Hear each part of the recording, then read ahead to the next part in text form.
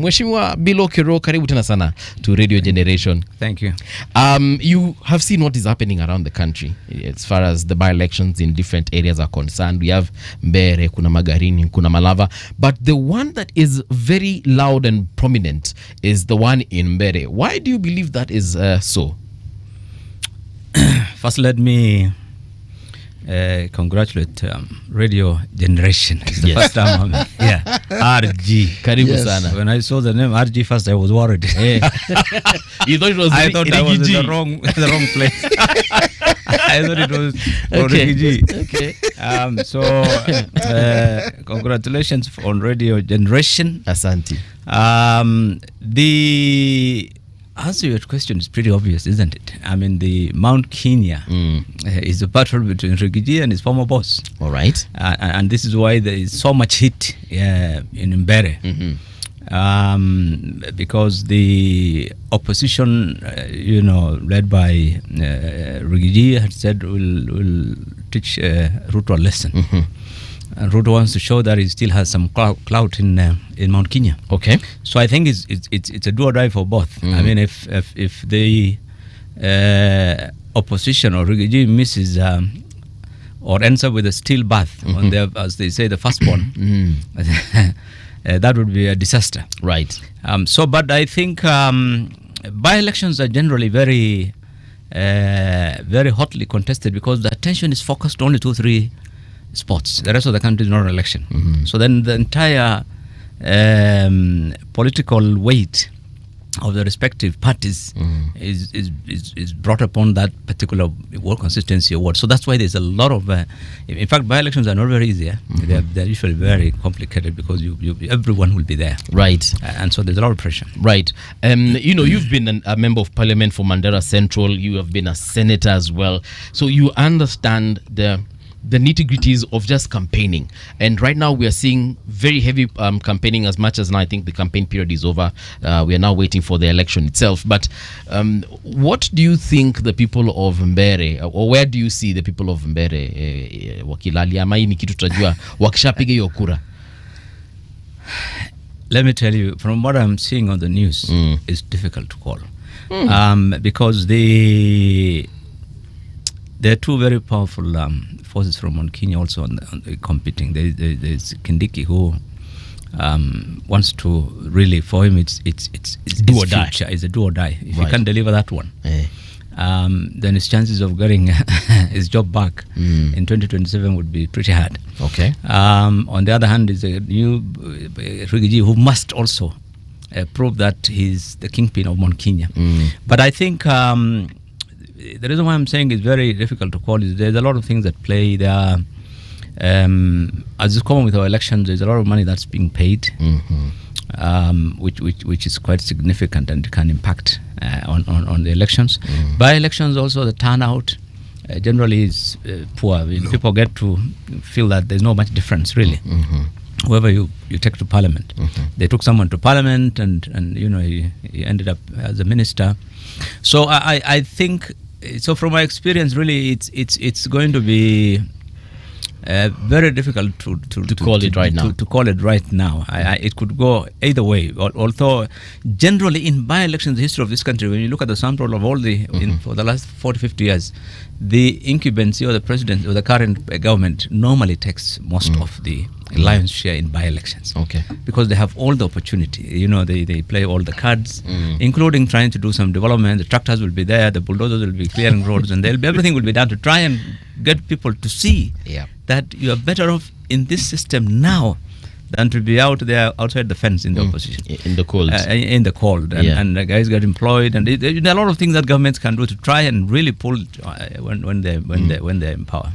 We also have elections in Garissa. We are not hearing of those ones. Yeah, sort of ignored, right? Yeah. Well, not ignored. No, I mean, you don't see it on the news. Yes. Mheshimiwa, that's the media for you. Because I'm of the view the media is hyping specific areas, and correct, with good understanding. Riggy lives in the media. Okay. Kindiki has entered that space. Okay. But all these by-elections are for members of parliament. But we in the media, we are either in Mbeere, or Malava, kidogo. Malava, Kasipul, they might as well not be a by-election. Banisa now, people don't know. Magarini, they'll ask you, where is Magarini? Actually, Magarini ilikuwa imesaulika. Yes, it's the media. Because the prominence that you see is given by the media.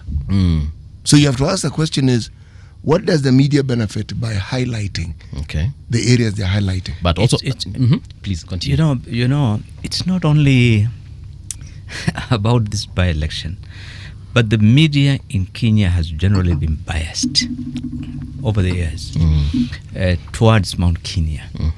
This unfortunately has been, even when it is interviews, just watch all the mainstream media houses. Members of parliament from Mount Kenya will be given unlimited number of interviews on TV. You would not see them invite some fellow from Garissa to come and talk to them, or from Magarini to come and talk to them. It's like everything is about Mount Kenya. The opposition, if the MP is quarreling, it is the ones in Mount Kenya that are both called. If it is the parties, it's the one from Mount Kenya. So this hyping of a particular region is more important than the rest of the country has been played out for many, many, many years. I remember when I was a shadow finance minister in 2003, Professor Macau, now in advisor, one time he told me, it's unfortunate you are from Northeastern. Yes. If you are from any other part of the country, you'd have been a very popular guy. But because you're there, then you're given less media attention, whatever you do. So this has been a trend. That's why then you'll find, even if it's an MCA's election in that part, will be more important than other. And this is a bias of the media on many aspects of the political space. But in our defense, I did host a member. What are they called? He was vying for Banisa a couple of weeks ago, and we had a conversation. You can't even remember his name. No, I remember him. He's called Adan, but he defected. He was on a DCP ticket then. Oh yes, yeah, you know him, right? Yeah. Aliamua kuhama akaenda mali alienda. But that's that. I mean, also think an aspirant is the name I was looking for. But also think some of the individuals in these positions, the politicians, the aspirants, whatever you want to call them, because I've invited a few actually, and they keep on saying ndakuja, and they never arrive. So perhaps also kazi kwao na kazi kwenu. Let's agree to disagree. Actually, there's an aggression that one sees with politicians from a certain region with respect to airing their views when it comes to media prominence, and less in the other. But that isn't really our function as the media. We should seek people out. If we want to give the nation a complete 360 of what is happening, it's a by-election. Everyone who is involved in a by-election, every region should actually get equal airtime. So when you ask, we can say, do you know, we did ask people. And it's the law, by the way. Yeah? Yes. Yes. In the election is a law. Yes. You must give adequate airtime. Yes. It's a law. Yeah. So we need to be able to say in our defense, we asked somebody from Kasipul. Yes. This is the number of times we've called. They have not responded. Banisa, we've called ABCD, who is there. We should be able to say, this is what we have done, and they haven't come. But these other fellows whom we've looked for, they have come. But even for the parties, equal, it's there. That's why you find after elections, media tries to, how much time did so-and-so appear?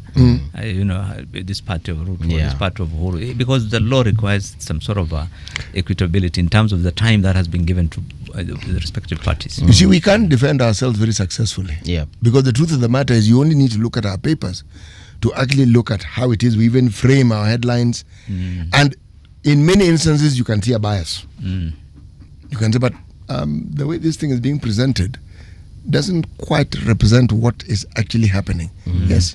Now, unfortunately, with that, you'll either be accused of siding with a certain political side, or it'll be you are against a certain political side.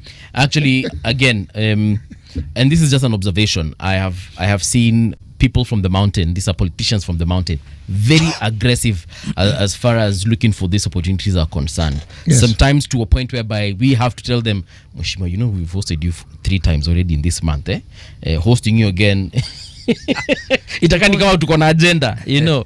So it gets to a point where you have to tell them, can we give it a break and let's wait until next month at the very least, you know, because of that particular aggressiveness that I think the politicians from the mountain usually have, and perhaps other regions also need to consider being equally as aggressive. And now you need to go to parliament. You will be proved wrong. You see, why would a member of parliament want to be here? It's based on what is actually trending. Yes. If every time the focus is on his region, is Kiambu MP and Mbeere MP, and they want to be here to give their respective views on different, and also to ride on that, to ride on that popularity. way of popularity. That's why it's the hit that is created in the media about that particular area. Then it becomes very important. You want to be here every day. You want to be, Moses Kuria comes, I want to say this. The other one opposes him, says I want. So that's why. But otherwise, if you did the same in Mombasa, or if you did it in Kisumu or other parts of the country, they will all want to be here so that they also get a mind. Yeah. Anyway, and we shall see. Again, it's an observation. But today we want to focus a little bit on the proposed financial year 2026-2027, and of course medium-term budget and the state of the economy. I'd like us to start from the state of the economy, Mheshimiwa. What is your observation as a political analyst, political economist? What is the state of the nation as far as our economy is concerned?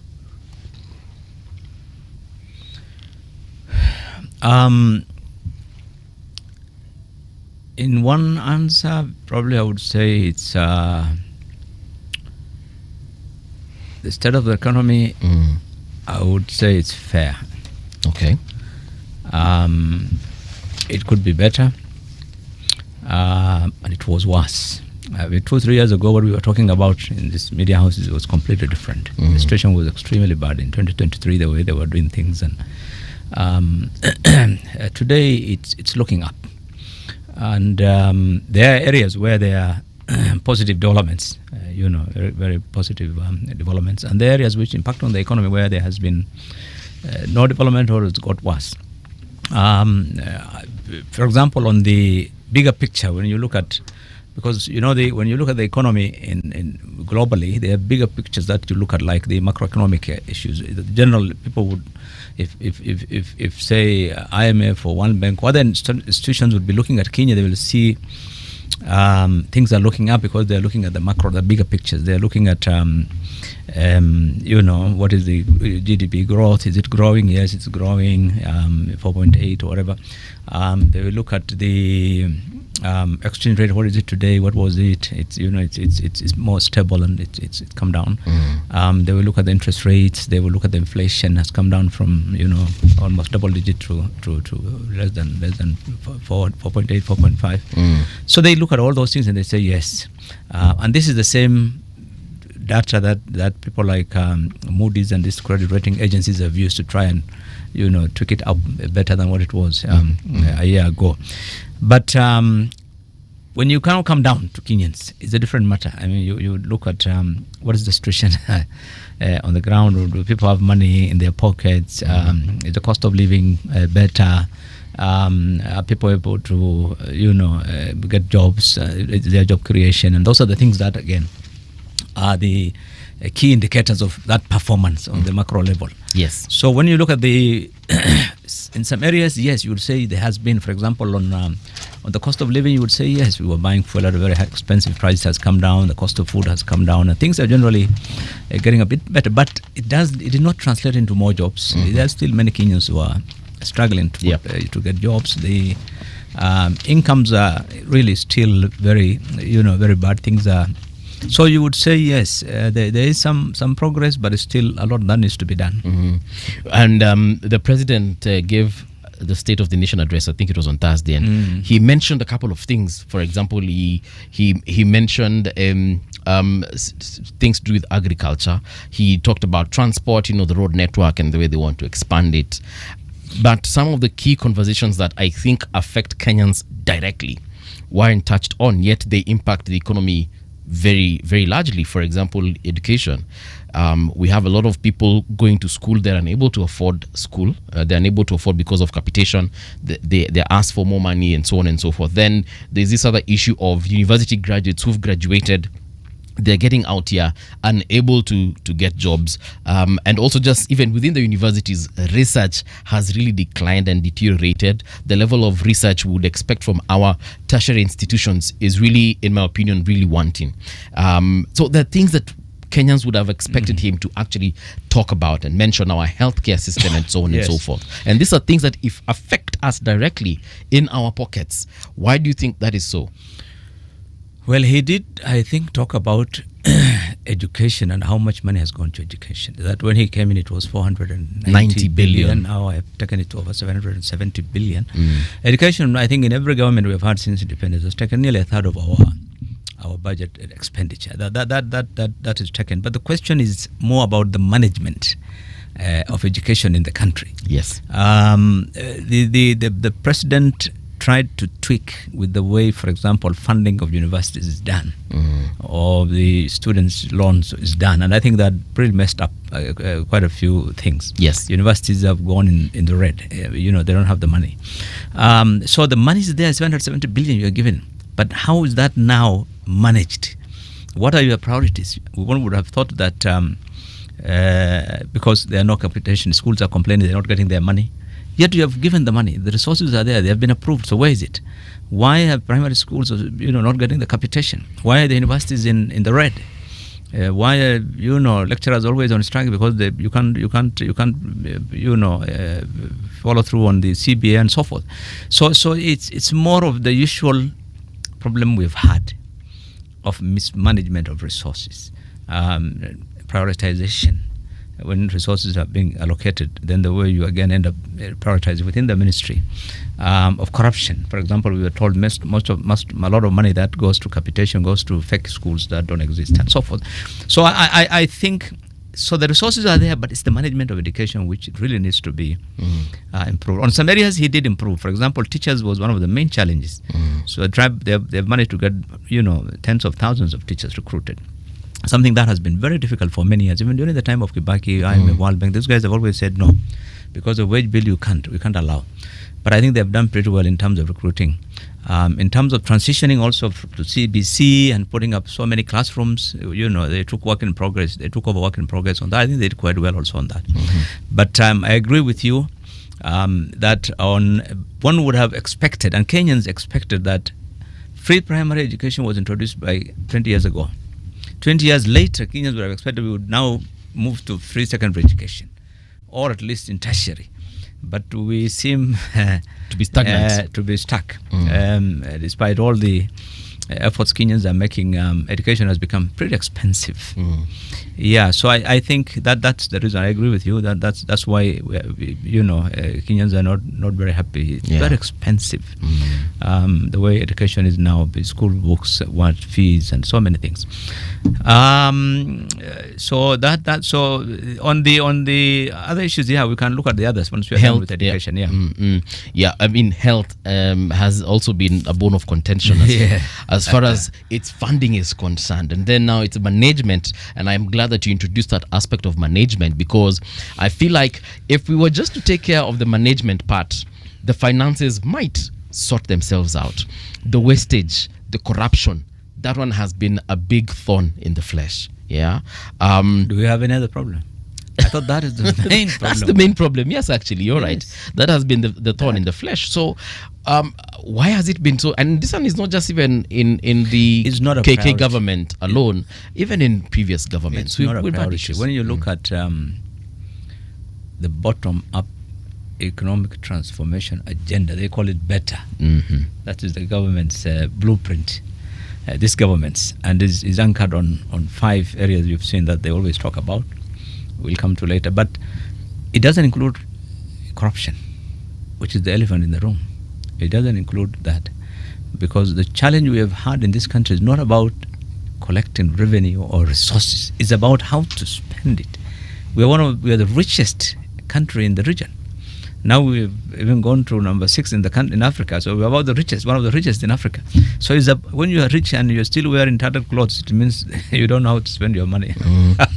It's very true. Yeah, so I think unless a government focuses on dealing with that issue of corruption, on mismanagement of resources in every aspect, wastage, inefficiencies, lack of misplaced priorities, and all those things. We will not get out of this hole. Yeah. So one of the things that seems to be a carryover from one government to the other Yes.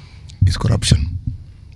I say this because if I was looking at an article that was referring to the Auditor General's report on the year 2018 to 2013, and they're talking about a very huge amount of money, 2.97 trillion shillings borrowed over that period of time.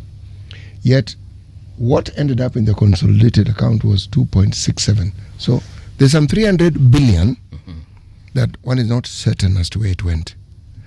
Then when you look at this money, the first order, we're told, the business of the consolidated fund, if I may call it a business, one of the things they do is to meet our financial obligations. Okay? A very sizable portion of that money, 558 billion, went into paying debts. Now, when you do the maths, the first question you ask is, so this 300 billion that didn't go into the consolidated account, where did it go to? I'm merely raising the question that the Auditor General raised. Yes. And then the Auditor General also asked, okay, we paid that debt.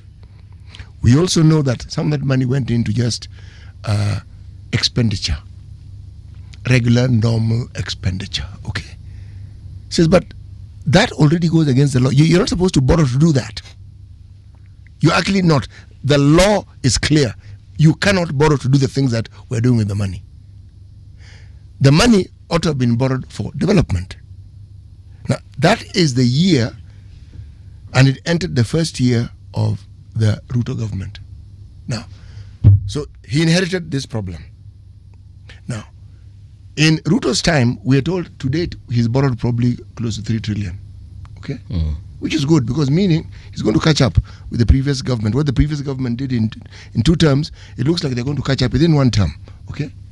But then now you tell me, look at the repayment burden that we are now suddenly going to have. So it means it doesn't matter how much money we collect, how much revenue we realize, we are still going to be in a position where close to, if not more than a half of whatever revenue we have is going to go to paying debts. And then whatever remains is what you're supposed to spread. And so in order to meet the obligation of the budget, you're going to have to borrow. So it looks like we're in a situation that we're never really going to get out of. And all these people who talk about wanting to be president or wanting to lead do not talk to you about getting ourselves out of this. Because if we didn't have to pay all this money, then we'd have the money, would be available for all the things that we keep talking about that we want. You know, in governments, yes, the principle is very simple. You just need to kick the can down the road. Let somebody else deal with it. Yeah, the other guy who comes in will also do that. The thing is, it's not even half. You know, our revenue now, this year is projected at what, 2.93 trillion, but you're going to spend about 1.9 servicing debt. Yes. So you're only left with about 1 trillion. Yes. So more than a half, really. And that's your payroll. That's the wage bill. Period. So we can't do anything else. Done. So it's common sense. It doesn't need any. It's not rocket science. There's no profound know where are you getting the money for development? Where are you getting the money for your newspapers and all other operational expenses of government? It's borrowing. So the fact that the borrowing definitely is going to increase. So it doesn't matter who is in power today or who comes in tomorrow, unless somebody wakes up and says, "Okay, gentlemen, we're living beyond our means, so we stop spending." Period. I can't build all roads, I can't build this, I can't do that. Call Kenyans and tell them, folks, there's no money for all this government size. We have to cut down government. But if you don't want to do that and you keep expanding government and you keep going out to every region of this country and you promise them, I'm going to do ABCD, and you know there is no money, then what you are telling them is, I'm going to borrow. You know, the president... And Kenyans know, by the way. Yeah. Everyone knows that this government has to borrow to do those things. Because we've said, don't increase tax. Yeah. We don't want to pay more taxes. And you know that money will not be enough. So you are telling them, okay, we want to borrow. I remember the first few days when they took over power, they said, we found the accounts empty. They said that, I think they said there was only like 90 billion in the account. That story is tired. Yeah? That was a man who has now left government, but he didn't look at the numbers. But Government is not a private. We don't put money in a bank It's account not a and sit bank. around.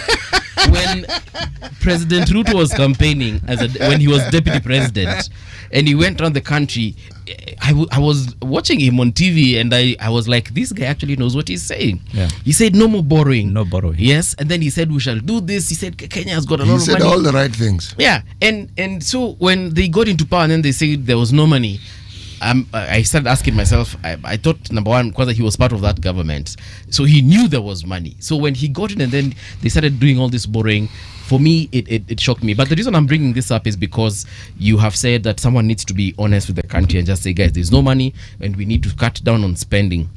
How do you do that against the backdrop of the promises? You know, one thing that I know, President Ruto, you must give him credit. He did say, of course, during the campaigns, I will not take loans. We must stop it. So when he came in, he did the next thing that needs to be done if you want to stop loans. Two things you need to do. One, cut down expenditure. And two, get more revenue, more taxes. So he started off when he came in and says, I'm reducing expenditure by 300 billion. You remember? Just the first half. Then the following, immediately he started saying, I want to also increase the revenues to 4 trillion, 6 trillion, whatever. So I'm going to introduce taxes. And so he ended up introducing taxes. And levies. Which almost sent him home. So when you get into government, you realize some things are not easy when you're outside there. It's easy to say, I'm going to raise taxes. But then when you get in, you find things are difficult. It's easy also to say, I'll cut down expenditure. When you get in, the bureaucracy in government is different. You know, I want my computer. You're one of the officers. You say, I want my computer. You can't remove it. You know, and so you find things are not moving. But I think nonetheless, it's all about leadership, frankly. I mean, anything you want to do in any space, whether it's in politics or in business, is all about how firm the leadership is. And if you committed to those principles, because you know what the challenge is. You know we are living beyond our means, and the more borrowing is going to put us into more crisis. So you need to be honest with Kenyans and tell them, Kenyans, we can't continue on this path. It's going to be a disaster. But if you don't want to say so, and you want to play to the gallery, and you look at the next election, then nothing changes. The other one will come, will continue. So we end up getting nowhere. Yeah. And that's unfortunately where we are. There's a conversation, though, that I very rarely hear. And it's a conversation from the counties and the governors who want to seek office. Because my layman's thinking is this. The county governments are run more or less the same way the central government in terms of the money they get. But they have something interesting. It's called own source revenue. My thinking had been that with the money they get, if a good portion of it was put into development, the economies of these counties could actually improve to the point where, hopefully, in an ideal situation, they might actually be able to run their own affairs from their own source revenue. But in many instances, you find where there was a big town, the own source revenue of the county is even less than when it was a municipality. So you have to ask, the area that you're collecting money from is bigger, and yet you're reporting less money being collected than when it was just from the municipality. If our county governments cannot see development and the uplifting of the economies as crucial to the growth of this country, or if we leave the country out and just think about themselves internally, how then can this country actually move forward? Because the focus of the discussion that one hears of from the county leadership is money from the central government. Yeah. Nothing more. You know, let me not brag, but I want to tell you that I am very well informed in this issue of the counties, because when we were doing this constitution, I chaired the technical working committee that did these chapters on public finance and all these things, and we spent a lot of time on this devolution thing. I remember doing special research to find out whether if we devolve some of these functions and allocate all this money to these counties and all that, we will be able to run a government. And that was 2003. And I think we hired even experts from the university to do that, actually. I remember we did specifically on the Ministry of Education, Agriculture, and so forth, some of these things.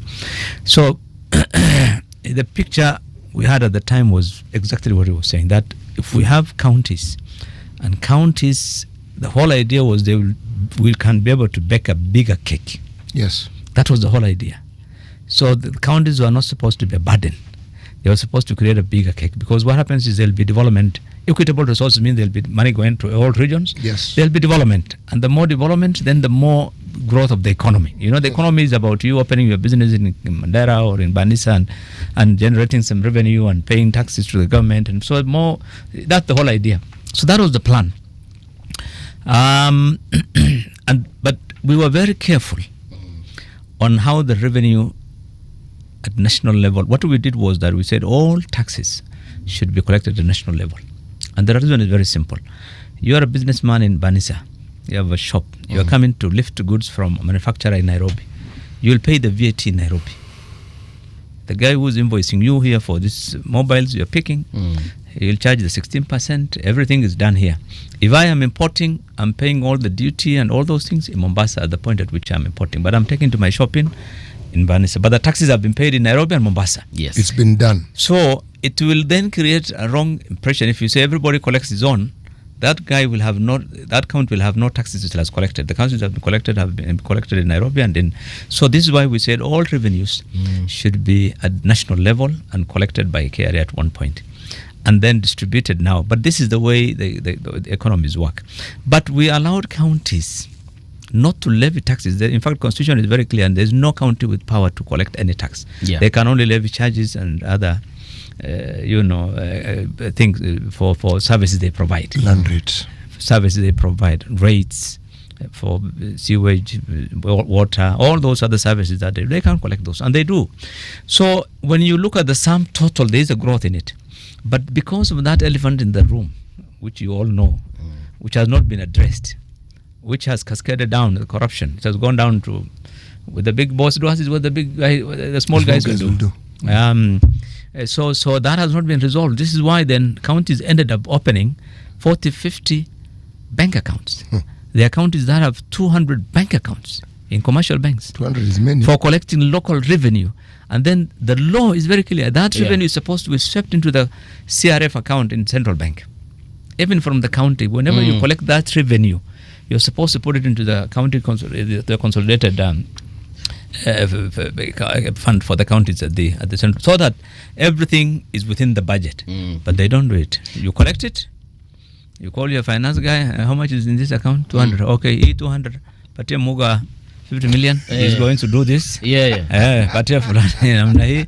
So the audit reports are full of those things. So the question is, then why is no action being taken on those counties? And daily, every audit report has got complaints by the controller, budget, and auditor general about how they are misusing those accounts. You know, the thing that seems to be predominant then in the thinking is not really to uplift the economies of the county or the government. It seems to be the position is you say the things which sound correct, but the central focus is theft.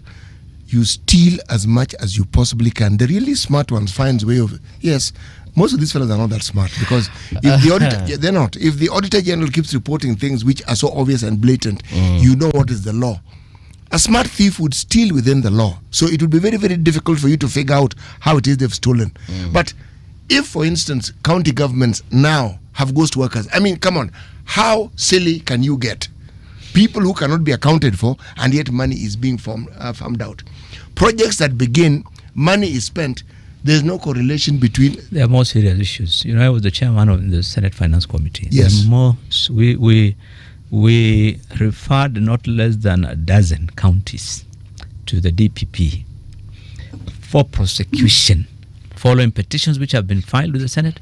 We did investigations. And we verified and confirmed, yes, there has been theft, there has been fraud, there has been this, there has been this. DPP, please take action. Nothing happens. Nothing, not a single one. You know, I remember one case. The governor was sitting before us, and we had that information. We posted it before him. There is a bank account. Yes.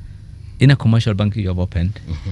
You have transferred 300 million from the county. from CRF into that account, and that money is being drawn out by XYZ cleared in a week by someone, and everything is there, the bank statements. Yes. what is this? And he says, I don't know. I have to find out. So I remember, I didn't even waste time. I just called the EACC. Yes. There in that meeting, I told them, look, this one is straightforward. There's nothing to discuss here. Can you guys do your job? Nothing happens. So what happens is, government is very complicated.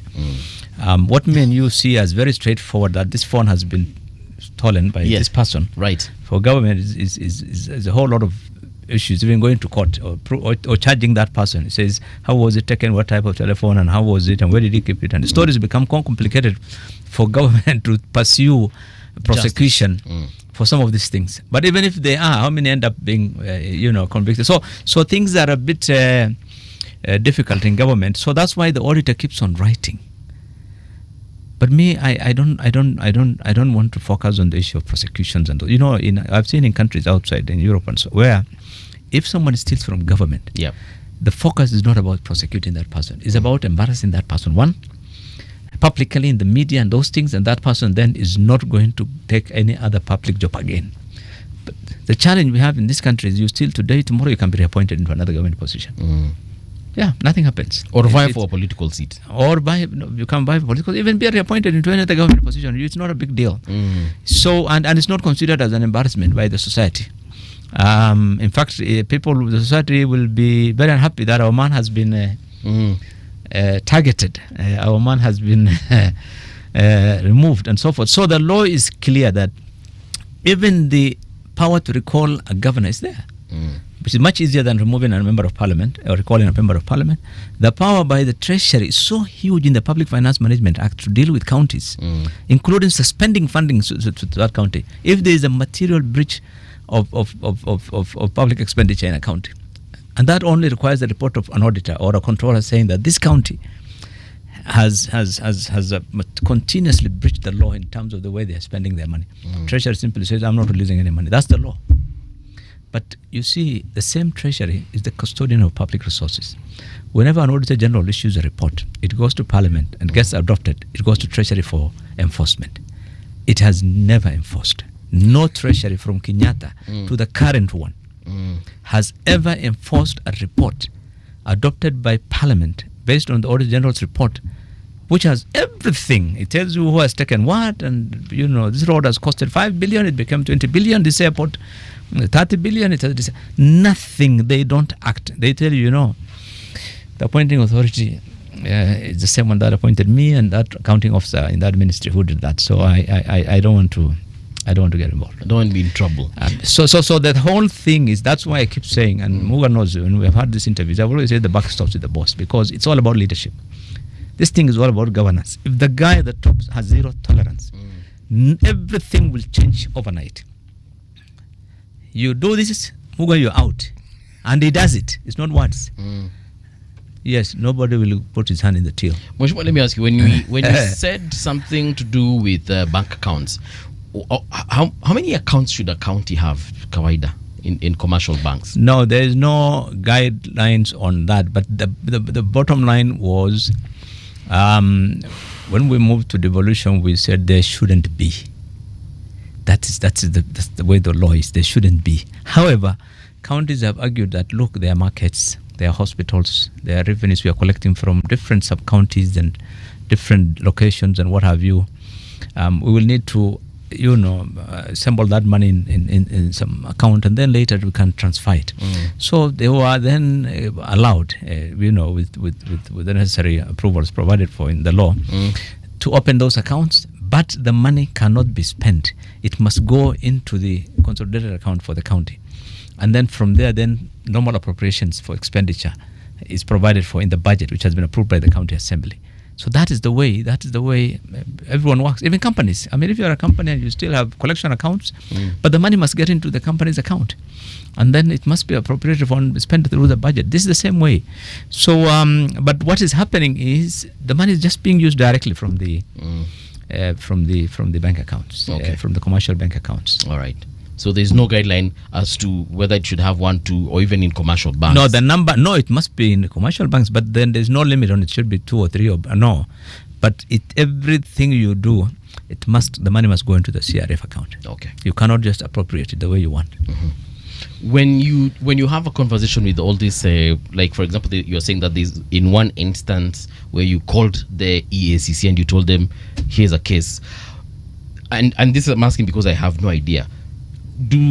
Does anyone in say EAC sit in Senate hearings specifically when the Senate is questioning a governor, just for the purpose of just taking notes?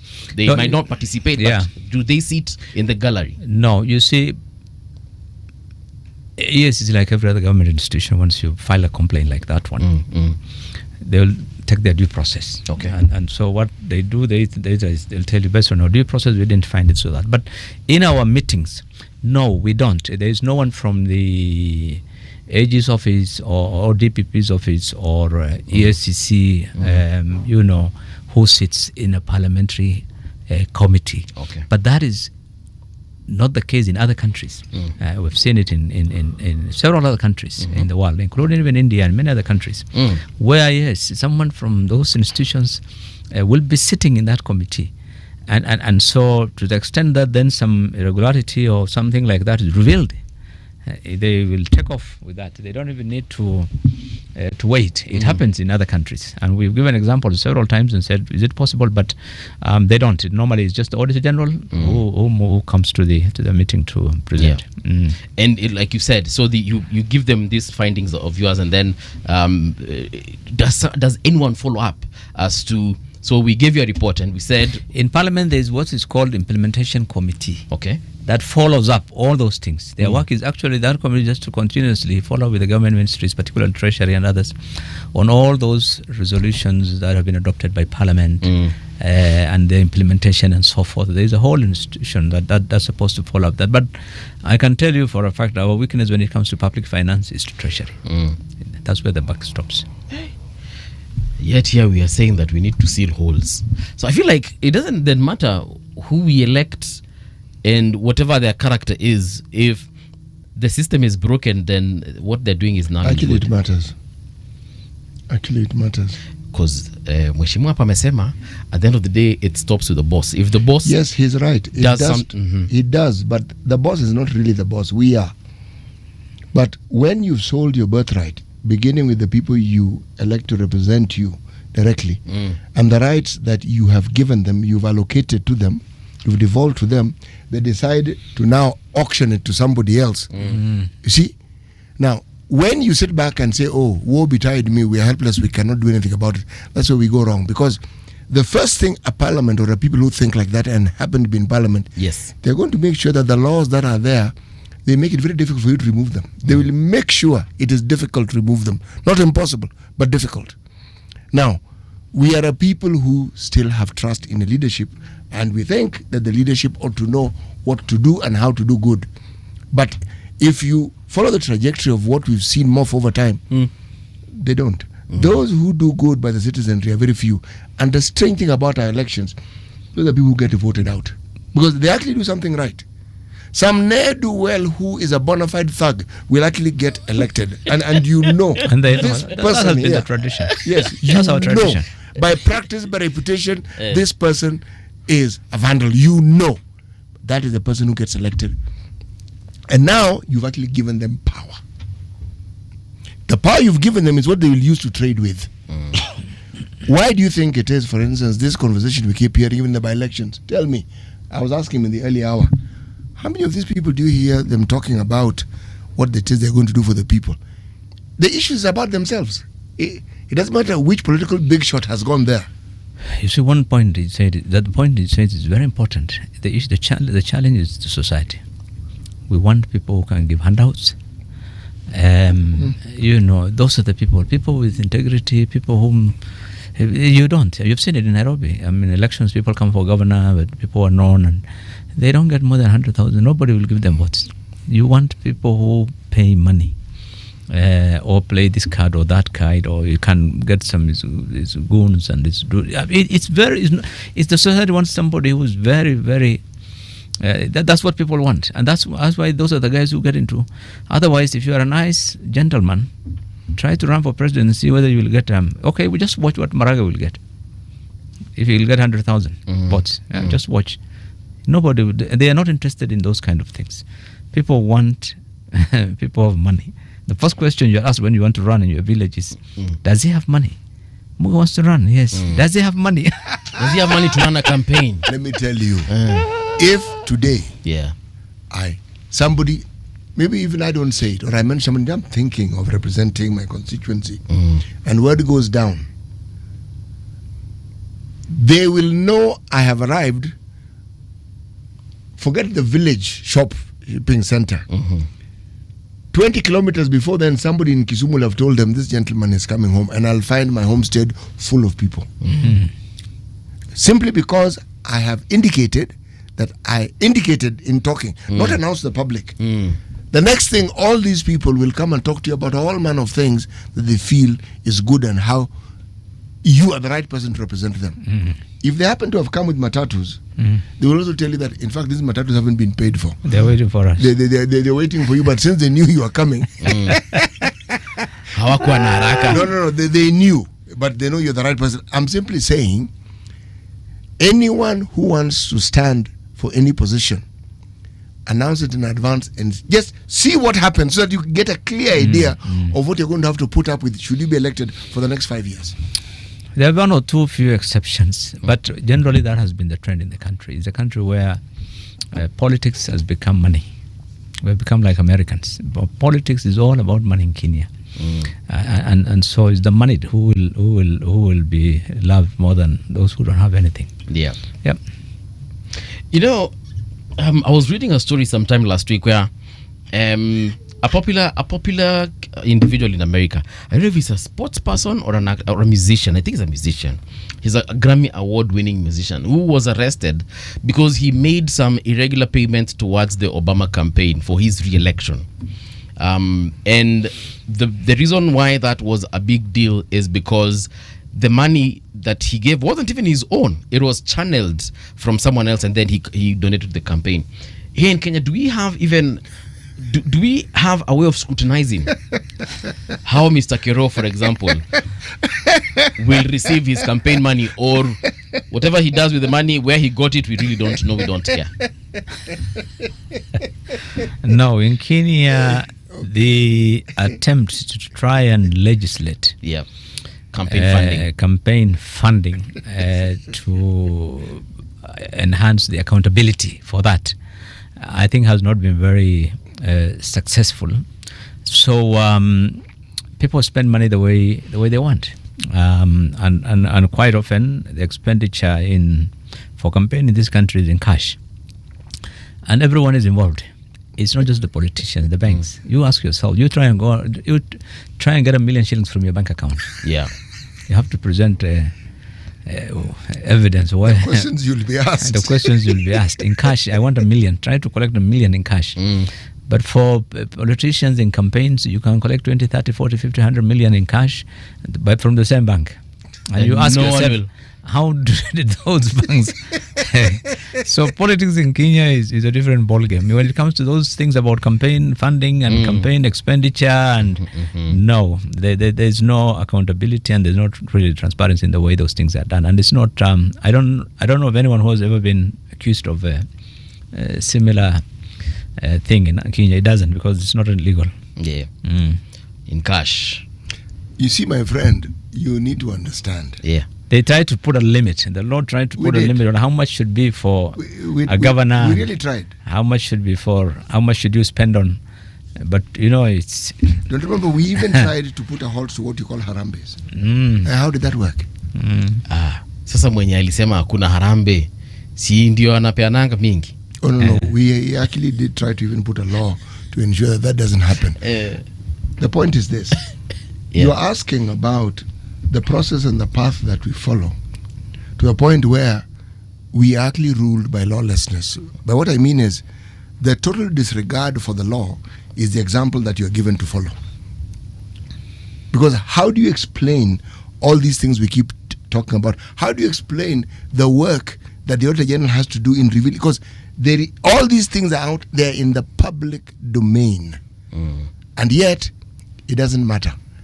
And yet, this thing which we have determined doesn't matter is what explains the poverty that we have.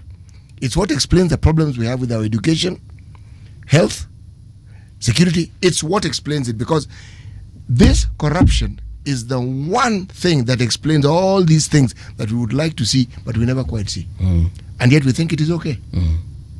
You tell me, Paul, how did we get there? Kenya is a case study of politics, influence, and money, the way they're intertwined. I mean, it's so, everything about politics has become about money now.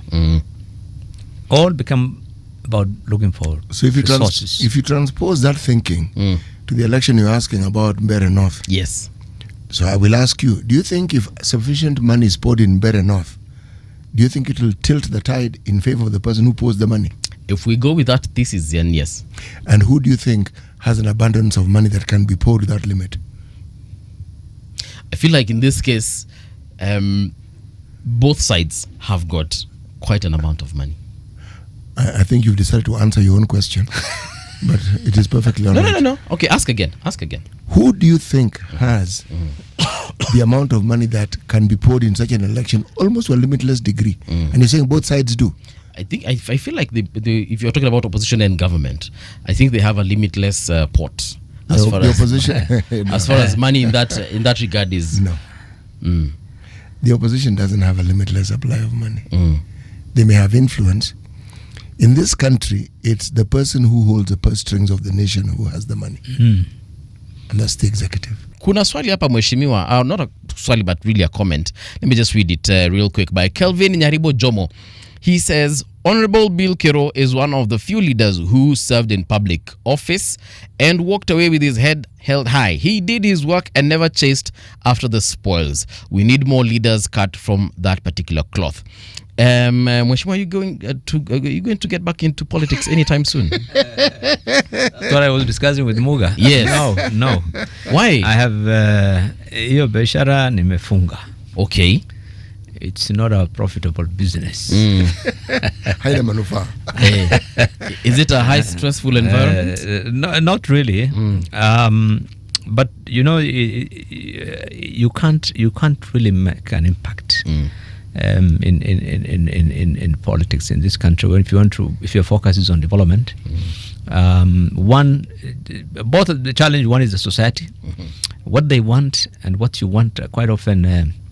At odds, the priorities that you freely think is important for your area and what the people also think about. Sometimes it's difficult to align, but more importantly, also in government, trying to get things done, especially for that part of the country where I come from.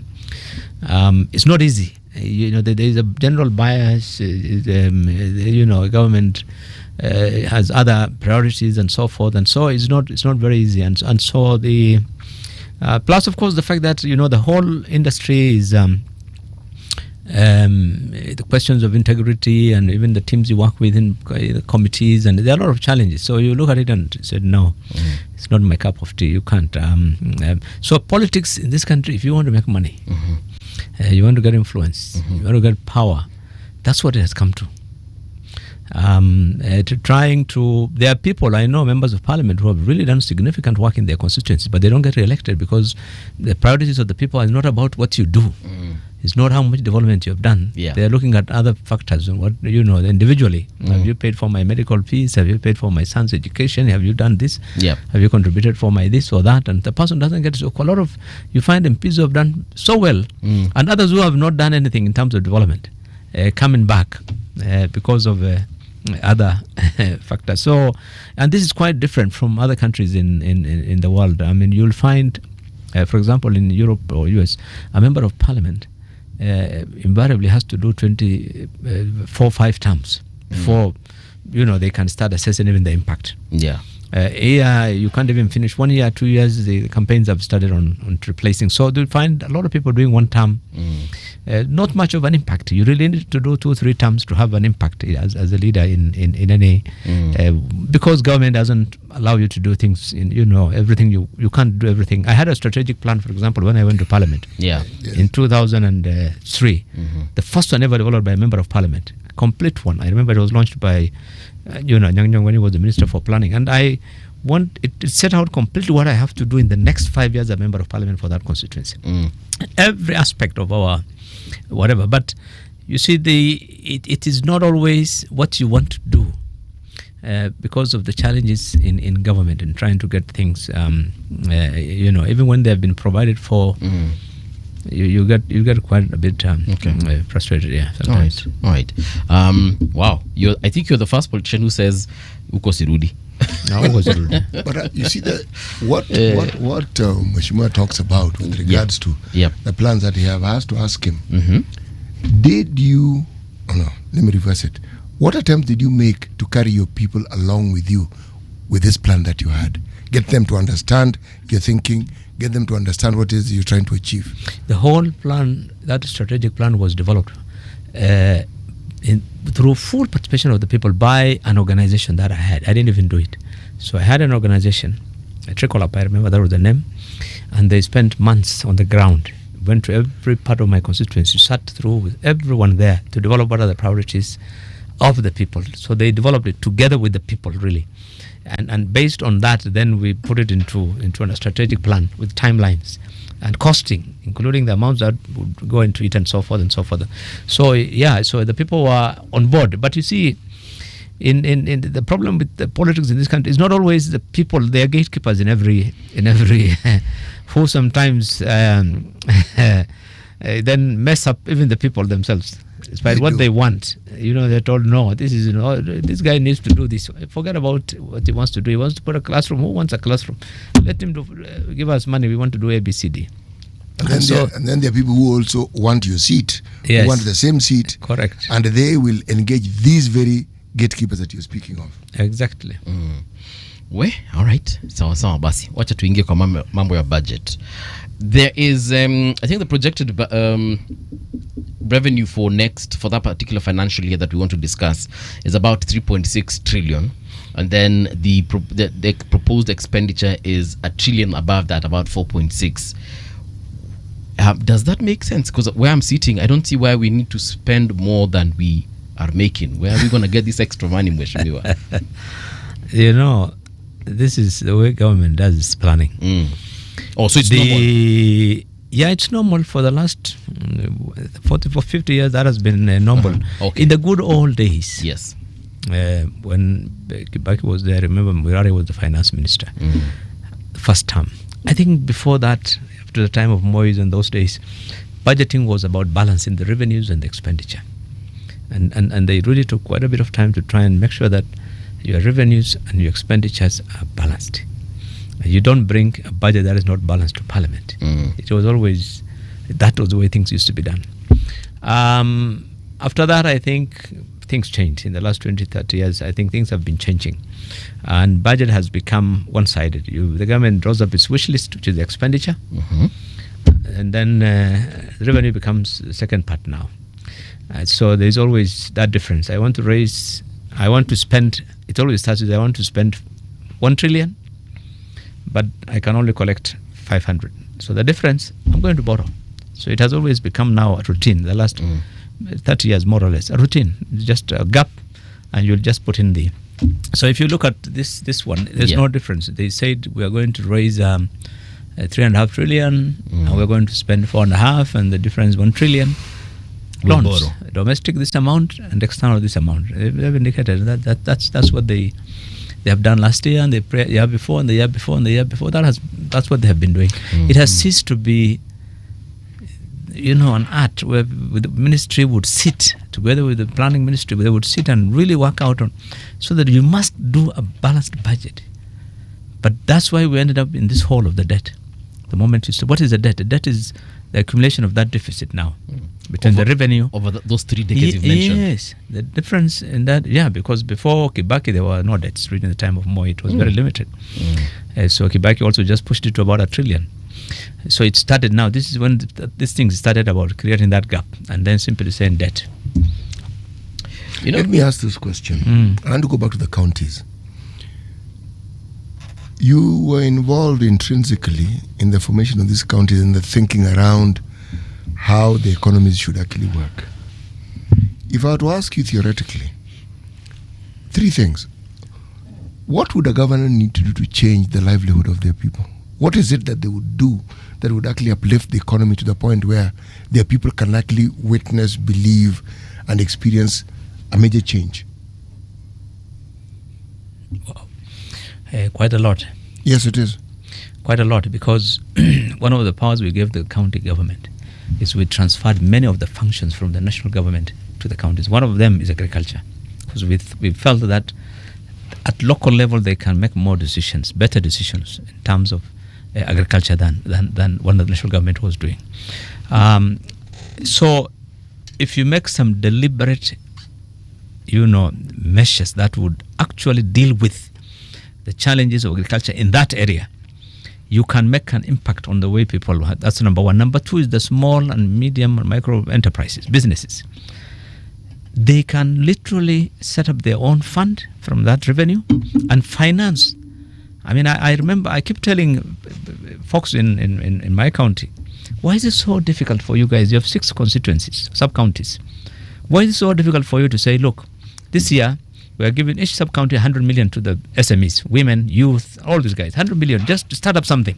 Call it even a grant, forget about a loan. Because they can. Yes, go sit in the markets and sell your tomatoes, and you sell your goats, and you sell your... it will boost the economy. You're saying 100 million to each of those sub-counties? If you're getting 14, 15 billion, okay. It's 100 million is nothing if you're given 6 constituents. Yeah. So, nothing goes. Livestock, for example, is a major issue in northern Kenya. So you look at the budgets of those northern Kenya, you would expect that they would prioritize livestock and water, so that they don't have these perennial problems of animals dying, and therefore the economies of those places, they lose 40, 50 billion every drought season in livestock. Across northern Kenya. Wow. And when you look at their budgets, they're not spending more than 4 or 5% on livestock. And you get shocked. And this is their mainstay. And that is the mainstay. Why? How come? For example, my county has spent in the first 10 years 100 billion. 100 billion.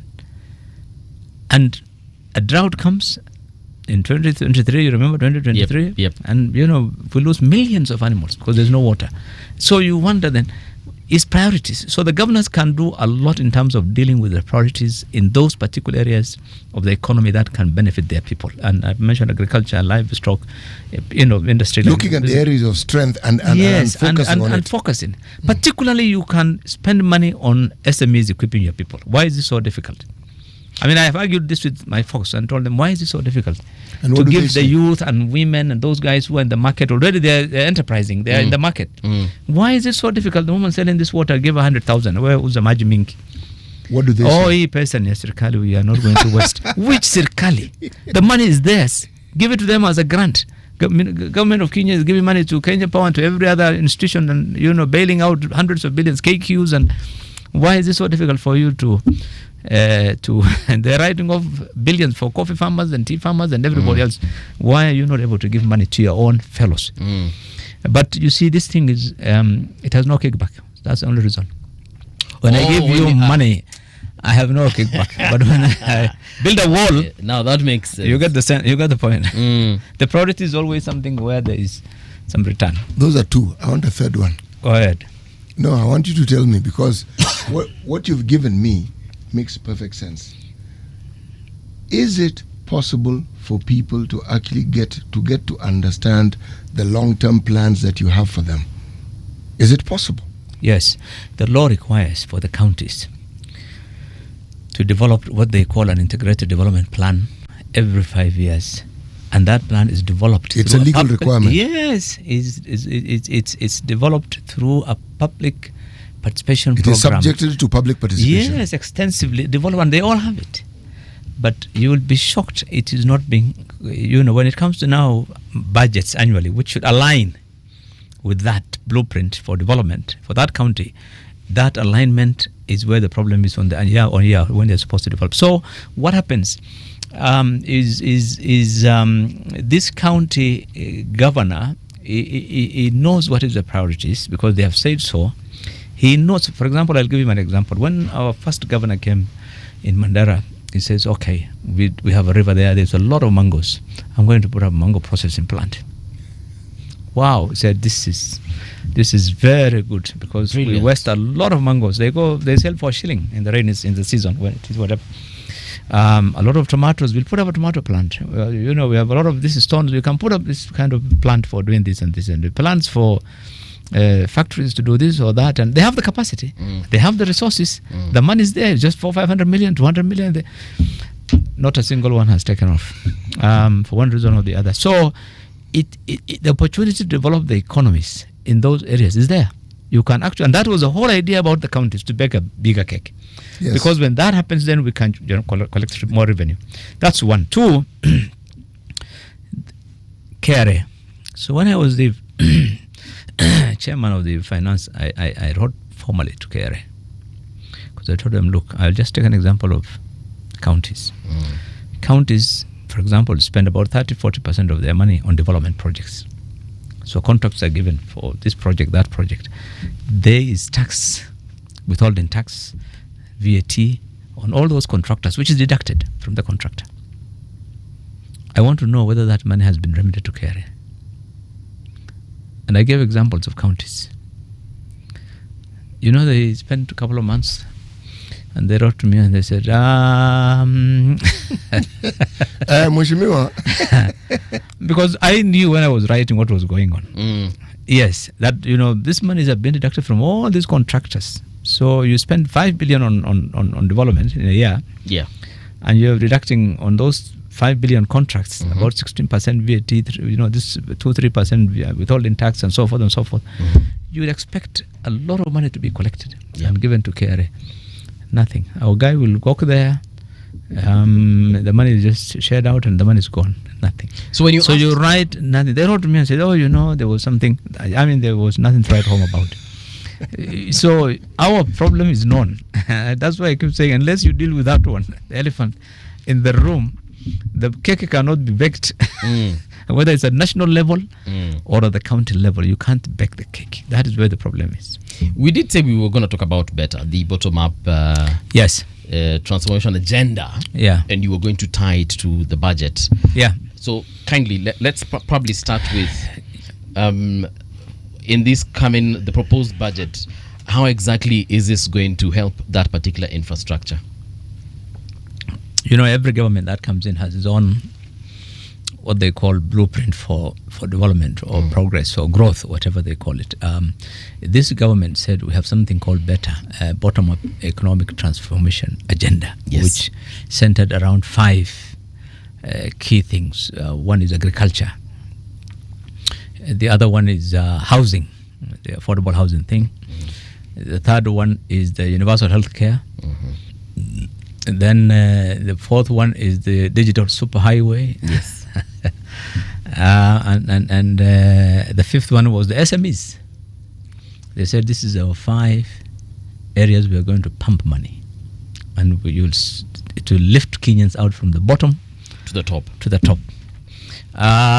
So then what it means is then in terms of the policy that informs resource allocation, that is where the money, those are the areas where the money should be going. But again, when you look at the way our budgets are done and the way even the president talked about last week, we are going back into some of the same things that the former guys were doing, Uhuru and so forth. For example, in infrastructure, very high cost, very expensive infrastructure that did not change anything. We put up SGR under Uhuru, it did not change anything. It did not change the cost of production or the cost of doing business in this country. We're still very uncompetitive. That was the whole idea of putting $5 billion to the rail will make the cost of transportation cheaper and all that. So we're still saying we're going to borrow to put up a rail from here to that place, and we're going to do all this road, and we're going to do this, but that infrastructure, those are the areas where still the money is going. Security, if you look at the amount of money that has been voted for security, you can add up all those 5 areas. I've told you, agriculture, digital superhighway, SMEs, universal healthcare. Add all of them together. Security alone, or Interior Ministry alone has double that budget. So you have priorities. But in terms of really the amount of money that you're putting, Yes. it doesn't reflect that priority. It doesn't, unfortunately. I want to. But they keep talking about it. The good thing about it is they keep talking about it. Yes. In terms of policy, they keep saying we're going to do this, particularly on the digital. I mean, they have, they say we want to provide these opportunities. We're going to increase internet access by increasing the fiber network to 100,000 kilometers, and we're going to make it so cheap and like this and like that. But the implementation has not really been successful. In some areas, they have tried to, like I think SHA health, the universal healthcare. What they did is not about allocating money to that, but it's about introducing specific, the taxes that were financing that. In the same way with the housing, also affordable housing, they have introduced taxes that were financing housing directly. Yeah. So specifically, they had money that is for that. But still, one would say, are they successful? Has it really? You would then say, the jury is still out on whether they're all work in progress. I don't think there's one thing the government can say, yes, we have scored, we have finished, we're done. No, food security is still a challenge. Universal healthcare is still a challenge. It's still work in progress. Yes. And SMEs, if you go to Gikomba, when I first came in 1975, that's where it was. The same about it, the guy who was making the wheelbarrows. I don't think it has changed. Not much. That much. It's just become more crowded, but it doesn't change much. It doesn't change. The localities are still the same. People are, if you go to those, then you don't see significant impact. Also, money has been thrown around for the last 40, 50 years in those areas, but you don't see much impact. The thing that I find interesting with this discussion is this. Is it really difficult to have a plan that traverses 10 to 15 years? Because in this last State of the Nation, the president came up with plans that are supposed to traverse several decades, which in my mind is a good thing, but... The 2030 thing of Kibaki. Yes, but his own, talking about what he wants to do over a certain period of time, which extends beyond a decade. Now, what is it that is difficult with making the 10-year plan granular? So you can actually monitor it on a yearly basis. For instance, when someone says they're going to build 50 dams, okay, you're not going to build them in one day, that's for sure. Of course. You're not going to build them in a year, that's for sure. So why don't we talk yearly? How many dams do you hope to build in a year? One never really hears that conversation. It's the politics, the legacy. People want to see their own legacy in the short time they're there. They're not, once upon a time, gentlemen, there was a ministry called Ministry of Economic Planning. Yes, there was. and it has always been there from independence. And the reason is because of exactly what you're asking. That, look, having resources is one thing, but we must have a plan. You cannot have resources and start spending without a plan, because you'll fail if you don't have a plan. So that was the work of the Ministry for Plan. It had a minister.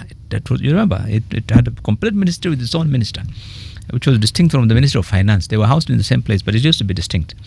And when Kibaki came in, Anyang Nyong was the first economic planning minister.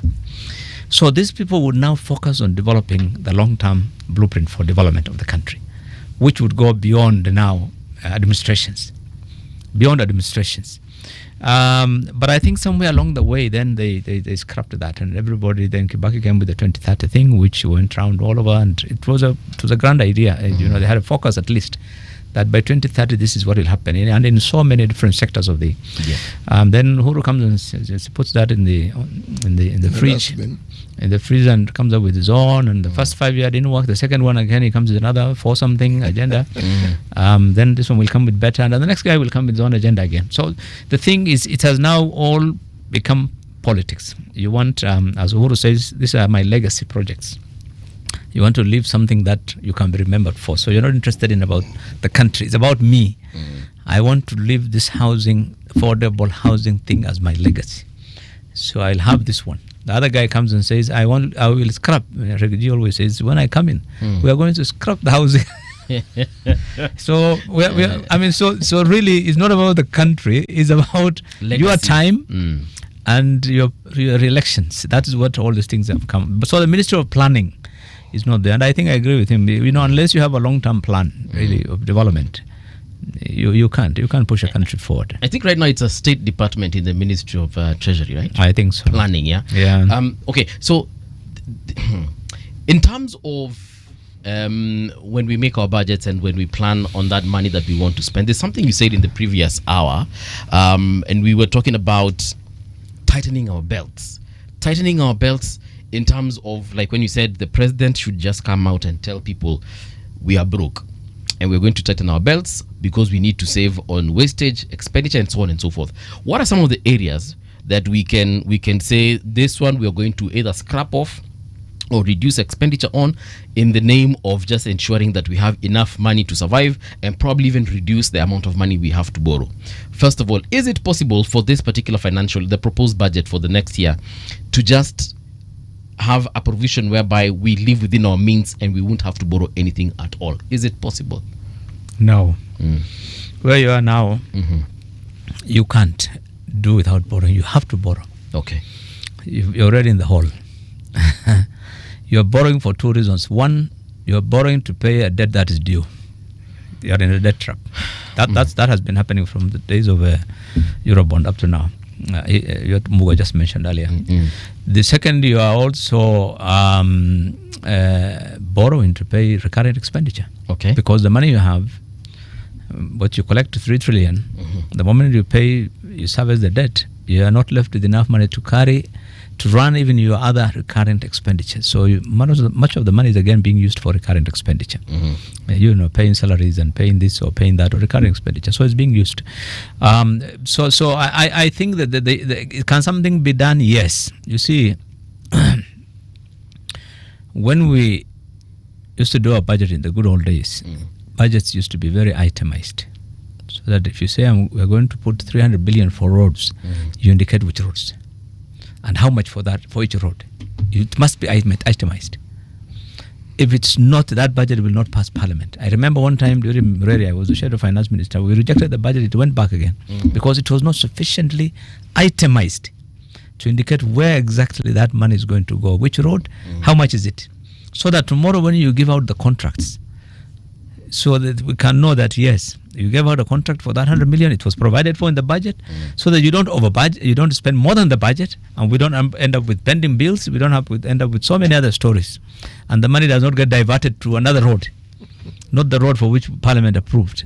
So when budget is being done today under under Mbeere, is what he says. The second problem was of the budgeting. It's not now that itemization is not there.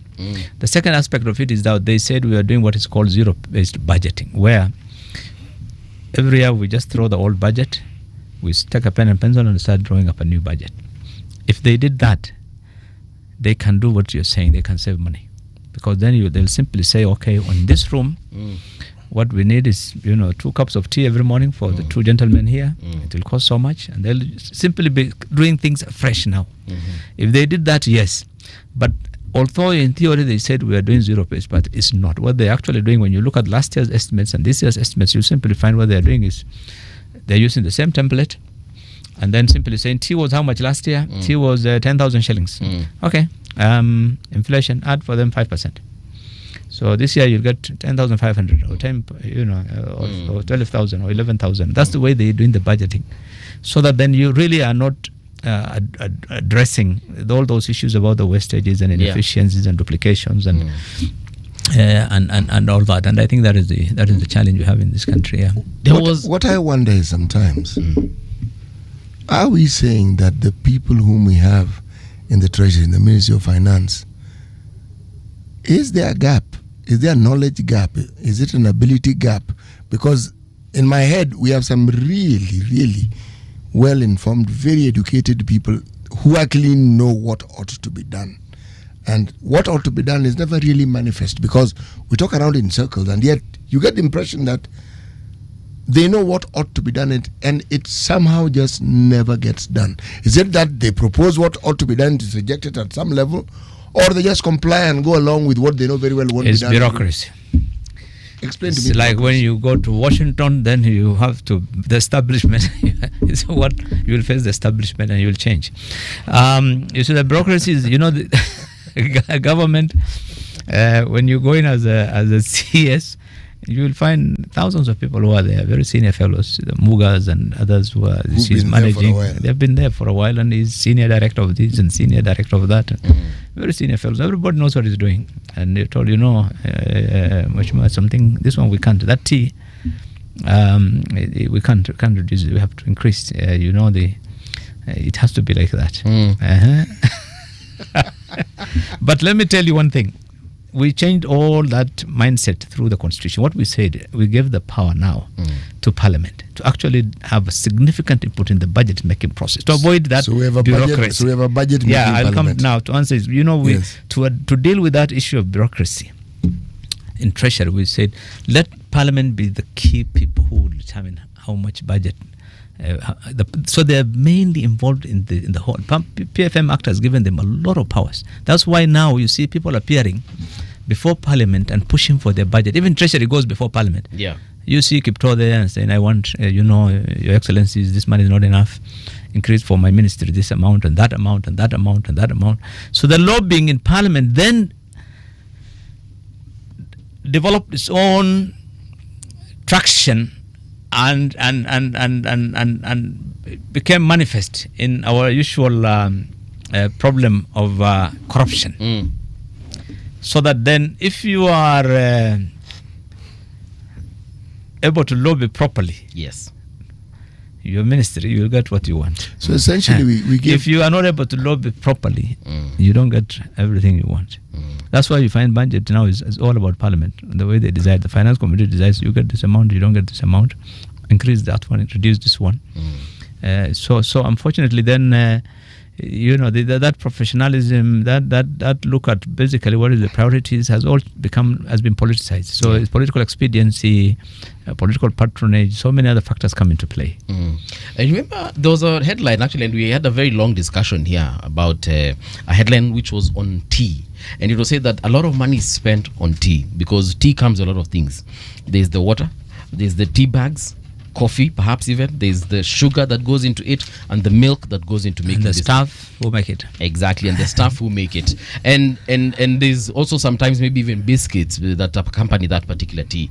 And the conversation really was about perhaps should we get to a point whereby, and I'm going back to that point of tightening our belts as a country, where we can actually say certain things we don't need to do. Why, for example, does the president and the CSs have to leave this country every now and then? Yet I believe we spend 30 billion on travel annually. Yes. Nothing has changed under this president. The same thing that we were doing under Uhuru. Yeah. So when the president travels, he travels with a very huge team. Same as the CSs, same as, all these individuals. So is it possible that we just say as a country and we decide that, look, we shall only travel when it is absolutely necessary? That means if we can have a conference call with our partners in other countries and avoid spending all this time and money. You see, you can. But that's why we discussed this earlier. We said the buck stops with the boss. Yes. You can. Yes. Magufuli, there's a guy called Magufuli. Yes. John Pombe, is he? Yes. Magufuli, when he came in, he said no travel. Yeah. You remember? Yes. Absolutely. He said Parliament, executive, judiciary, zero travel. Nobody's going anywhere. I want all that money to be diverted to. And it happened, you remember? It did, and it made him extremely unpopular. You can say zero travel. I'm not accepting. Period. What will people do? They can't do anything. Yeah. Zero. You've said. But when you don't do that and you want to travel, then me also says I'll travel. The head of state corporation will travel. The county guy wants to travel. The MCA wants to travel. Everyone will travel and says it's provided for, and we have the budget, we have the money. I have to spend it. We have to travel.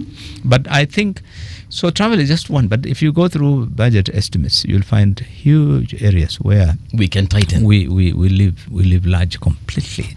Travel not just abroad, but travel locally. The amount of money we spend on maintenance of motor vehicles is crazy. Fuel is crazy. There is no CS here who does with one car. It's always the chase cars. And I went to a country in Africa where the CS is traveling in a Toyota Corolla. He doesn't have a chase car. Nobody's chasing a minister. What for? And they're okay. But here is the culture. So everything about the way the work ethics culture we have developed is that even you now, you want to go and see your MP or your CS and you expect him to have a certain status in society. You want him to entertain you at at certain hotel or something, and you know, when you are not at that level, then people say, sasa huyu bunge ina gani hata anatembea na Corolla, huyu waziri. Just so that thing has developed into a culture where then the expectations, anybody who goes into public office, is that he must have a certain amount of whatever. They must put flowers on this desk every morning, fresh flowers, tea, coffee, newspapers must be bought. Those things so when you look at the amount of money that goes into consultancies, into evaluations, unnecessary ones, you find one ministry is doing a survey on corruption, another one is doing a survey on corruption, another one is doing a survey on corruption. It's none of their business. This is ethics that's support. But everybody has money for this consultancy, this training, this evaluation, this, that. These things are planned during, it's called budgeted corruption in this country. Yeah. So during the budget process, if you are a man who has got a radio station now here, RG wants business. So you will talk to those guys in the relevant places and say, unajua mwaka hii ongeweka sisi kidogo ya advertisement. Ya radio advertisement. Na unajua sasa when then that thing gets allocated. Yes. Tomorrow when it comes to the advertisements, the money will come to you because the guys who did for you in treasury all line. So these things have become a culture. It has become a culture. So I don't know how we're going to get out of it. But I think, I always believe this thing is all about leadership and governance. If the top says no, nothing will give. I'm telling you. Because, for me, I am really worried when we say that we are borrowing to pay back loans. And yes, I know people do borrow to pay back loans, but to what end? Right now, our debt has hit 12 trillion, and it looks like perhaps next year we shall be talking about a different figure. We keep on. It's just going up and up and up and up and up. And I'm asking. And the alternatives, by the way, the alternatives in law which we wrote. Okay. They are called public-private partnerships, which you can use to do most of the work that the government is doing. The alternatives, for example, when this housing levy thing was introduced, the housing tax thing, it's not a levy anymore, it's a tax. We argued so much, remember? We said, look, the government doesn't need to build houses. Just provide incentives to the private sector. Give incentives. You want to put up housing, if you put up 50,000 housing and employ 10,000 people to do that, we're going to give you a tax exemption on this. Incentivize people to do things. The government doesn't have to do everything. So the PPPs are not being used properly the way, there are a lot of things, especially on roads and these things we can't use the PPP. But then we've become also a society that has become very doubtful of government. So anything that the government wants to do, is it PPP? Yes. Is it with who? With some fellow from India. That one we cancelled. So this one we cancelled. So everything to do also is becoming more difficult because of the issue of transparency, the issue of... but otherwise, the opportunity to use strategic investors, to use PPPs, to use the private sector to do many of these things, I think that would remove the load from government on a lot of things, really. I mean, why would the government spend money on some of these things? Really, even including education, including health. There are many countries. You might not like my example, but there's a country which is our neighbor, is called Somalia. Yes. I think you need to visit one of these days. Mbeere, your team organize. There's no government services. Everything is privatized. Electricity is private. There's no power and lighting of government. And you will never have power outs in Mogadishu. Absolutely. In fact, there are two major power companies, private. Yes. And you have both switches there in your house. So if you want, you just switch on to the other one. Yeah. If you don't use mine for some time, the other company visits you. Why you have not? I'm not getting any bill from you the last 6 months. There's no power outage. Because when things are done by those people, then everybody's looking after his businesses. Wait a bottom line. So you go to schools, they're all private. Hospitals are all private. I'm not saying we should privatize these things, but I'm saying government has an alternative to financing. It doesn't have to rely on taxes and budget. There are alternatives which you can use to finance. Our governments, if I'm to go by from the Kibaki government moving onward, it stopped with the Kibaki government. The government rarely invests in education. We have that budget, yes. We're talking about even infrastructure. Rarely invests in healthcare in terms of infrastructure. Rarely invests even in security. Rarely. Why I'm saying rarely is because if you look at the amounts that are allocated they are revolutionary amounts. They are amounts which should have overhauled so many things in these systems that we should not be having the conversation we are having. But part of it is because the private sector has also grown, in spite and despite. Meaning, when you talk about schools and children in schools, we forget that close to 50% of the schools that we speak of are actually private schools. You talk about health facilities, there's almost the same thing. When you talk about security, yes, we do have the police service, but just look at how private security has also increased in this country. So in essence, the government seems to have found a subsidy which it doesn't have to pay for. Because if it's a private school... Now you imagine if that subsidy, the government did not tax them, overtax them, or they gave them incentives, you'll be getting more efficient and cheaper services now from that private sector. This is where our challenge is. You have a school, you want to put up, you remember in 2024, one of the things which was in the finance bill was that if you have a swimming pool in the school, there'll be VAT on that swimming pool. You know? So, I mean, if you try to you are not helping, you are making things more expensive. The moment you charged more taxes on me, business, you are making more things more expensive for people. What I've often found interesting, you're somebody who understands these things well, is how it is we have seen on two different occasions the problems that we seem to have being dealt with and with a success at the end of it. Let's start with Kibaki. Kibaki brings about free education. How it comes about is a different discussion, but it actually is the meaning parents are not paying fees. If you're not paying fees, it means you have the money. It's not complicated. Then his government stops borrowing the way other governments have tried to borrow, even domestic borrowing. He says our borrowing is going to be up to 5%. Okay. Now the banks are in the business of buying and selling money, so they start hawking it, and before you know it, every ordinary citizen now has access to money in a way that they've never had before. We see what happens to the economy. Uhuru happens to have an accident, and it's called COVID. In that COVID period, 2020, 2021, even he throws in a little incentivization into the economy. Okay, stimulus they call it. And we actually seem to work on what it is that we have as a revenue. And the economy does something strange. It actually seems to improve. Then World Bank and their cousin come in and they tell us, there should be no free lunch. Yes, exactly. It's nonsense. This austerity measure narrative, it doesn't work. I'm already in distress.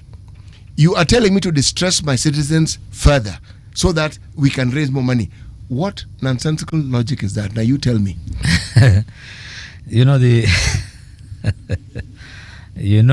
Government is a major player in the economy in any country. Why? Because the government invariably is the largest spender. Yes. They procure, they spend huge amounts of money on procurement of goods and services in the country, and that stimulates the economy. So to the extent then the government is spending money, it is helping to boost the economy. If the government is not spending and it contracts its expenditures, it reduces its expenditures, through austerity or those measures of IMF, World Bank, whatever, then it means there is less money that the government will spend, and it has a negative impact also on the economy. That's a fact. But you see, IMF, World Bank were created to just do one thing: borrow money from us, those guys who have money up there in the north, and then make sure those governments are able to repay our money. That's all. So then they want you to keep the money you collect so that you can pay the money you've borrowed from them. Yeah. And they make their income. They make their earnings. That's all. So they're not really concerned about your future and your well-being, and all those things are not the concern of IMF. They're looking at you. Are you able to repay my loans? You borrowed from, these countries. If you repay loans, you're a good guy. If you don't pay, you're a bad guy, and you're defaulted and you're in trouble. But I agree with him that, the austerities are not the issue. The issue is the government must be, you see, I would probably want to paraphrase Mugas. The thing is not just about the austerity. Government, the bottom line is to introduce a conducive environment for business. That's it. So that all those things he says now is created through that conducive environment. You are not over borrowing, and therefore you're allowing the banks to be able to give money to others. Because if I am offering, which is what happened when Ruto came in, Yep. the interest rates on the treasury bills had gone to 18%. Nobody was bothered about lending to me and you. They were lending to government. It's a gold mine. Now it's gone down to 7 or something %, but it became a gold mine. So when the government goes to that point, they're so desperate that they borrow. So that everybody in the banks were just making crazy money just from lending government money. And so government doesn't want to take a risk with you. Why? You're a risky person. Your business might collapse. I would rather give it to government. I'm guaranteed I'll get my 17-18%. So government, I agree, then is a key determinant of how the economy really performs. And so their policies and how they behave affects the economy significantly. And so I agree. I mean, look, at any one time, and we've told this government since they came in, through the media, of course. I don't work for government, but I've told them every time we get them, we keep telling them, guys, a lot of taxes do not necessarily mean you'll get more revenue. But less taxes means businesses will thrive.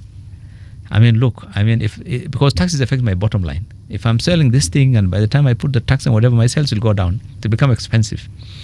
But if I sell more, the tax is low and I sell more volume, I get more income and I can at least pay more taxes. So when Mbeere came in, he says, that's my philosophy. More taxes will lead to less revenues. I want to ensure that taxes either remain stagnant or they go down. We are waiting to see. I'm interested in the example you gave us a few minutes ago about Somalia. And you said you gave us a very good example of power. And you also mentioned education. So what happens to, do they have what equivalent of what you have to Teacher Service Commission, or how do they regulate, how do they regulate that sector basically? No, they have government, of course, ministries and all that, that do the normal regulation in terms of the curriculums and in terms of the exams and all those things. They have a ministry that deals with all that.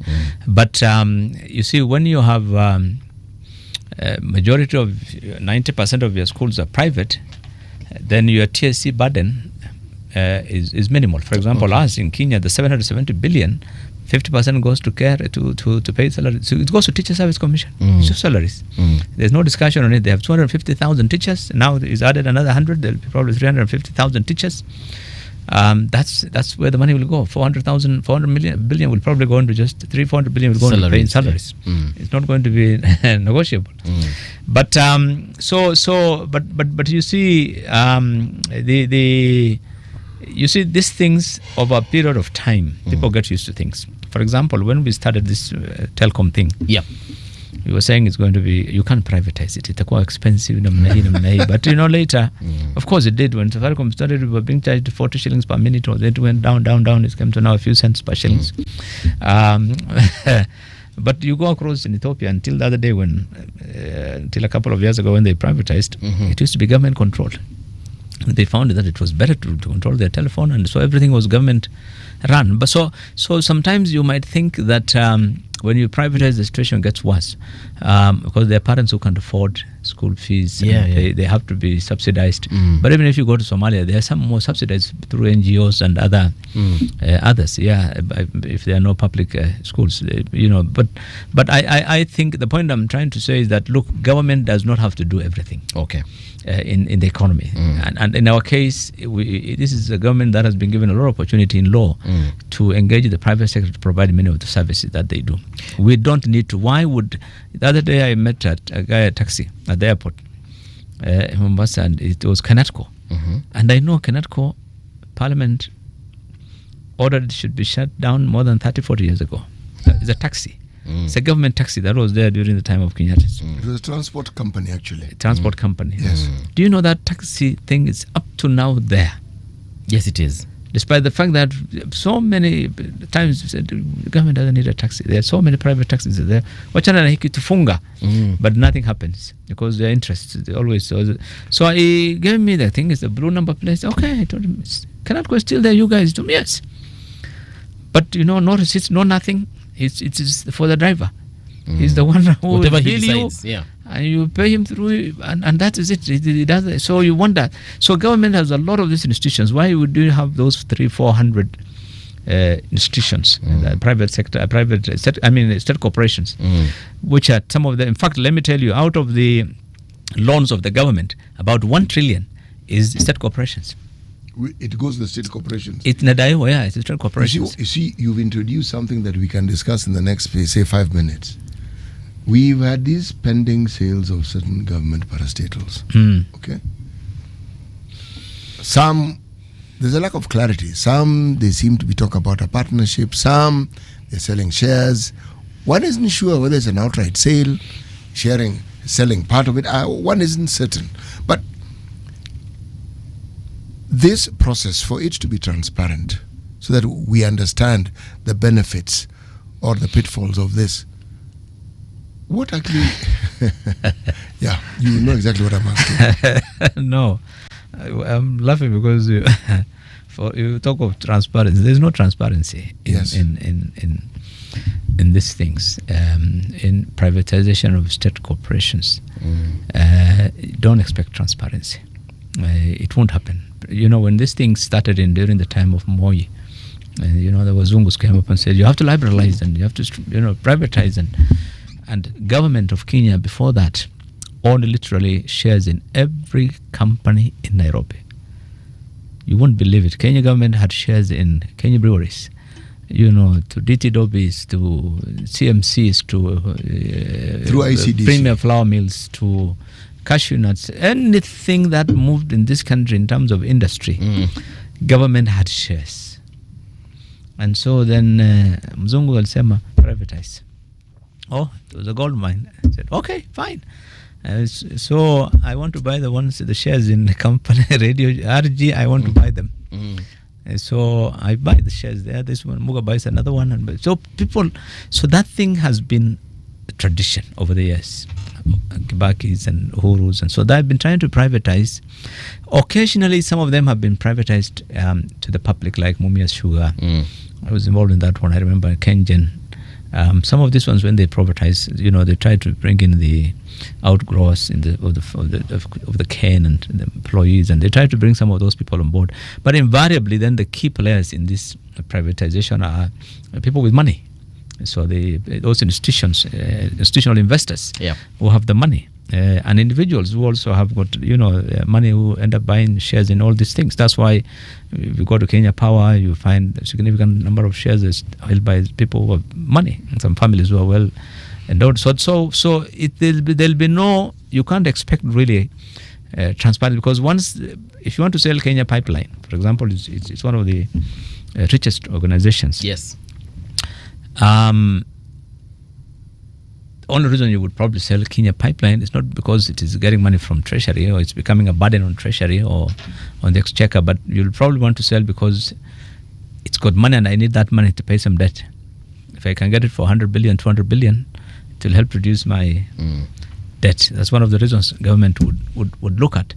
But for me and you, the issue is that transparency. That when you're selling it, yes, are you getting it at a good price? Are you getting value for money, or are you forming some company in UK and just you're the one who's buying it, or what is happening? That is the part that is difficult to determine. Yeah, you remember when Safaricom was privatized, the Mobitele and all those funny things about some percentages belonging to some companies, nobody knows where they are. Yeah, so some things happen. In these economies of ours, they will happen. You'll waste your time if you try to say I'm going to tighten it, because you're going to put this thing in Nairobi Stock Exchange. The IPOs will be done, people will be bidding, but the key issue is on the pricing of that asset, those shares, when you're selling them, whether it is through a strategic investor or through the IPOs in Nairobi Stock Exchange or not. It's always about that pricing that you're going to set.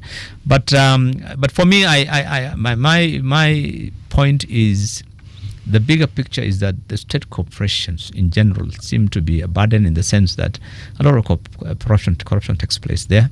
Most of the revenue that should come to Treasury is not coming, even from these ones which are very well endowed with money. The amount of money that the checks that they write to Treasury becomes very limited. And I think until Uhuru started putting pressure, demanding a check every year from some of these people are not handing over checks. Only central bank used to pay money to treasury, I remember. Quite a large number of them would never. They say we are putting the money into our own investments. Yeah. So why would you want to have a company if it's not giving you a return? So I think when you look at the return versus the cost, really, overall cost of maintaining those institutions, you'd think it's better to privatize them. Yeah. In 1 minute, are you saying that we do not have Kenyans who could be appointed to lead these parastatals to turn them around so that they actually make money, if they are intended to make money? No. You put him there, it changes. They have been from the time of the dream team of Moi, all through. We have brought experts from World Bank, from IMF, from where, paid them $1 million, $2 million to run institutions, to run ministries, and they've ended up, the moment they saw the money, quite a large number of them have changed.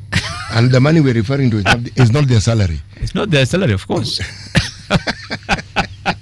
I mean, majority. You can't miss one or two, but who wants a good person, by the way?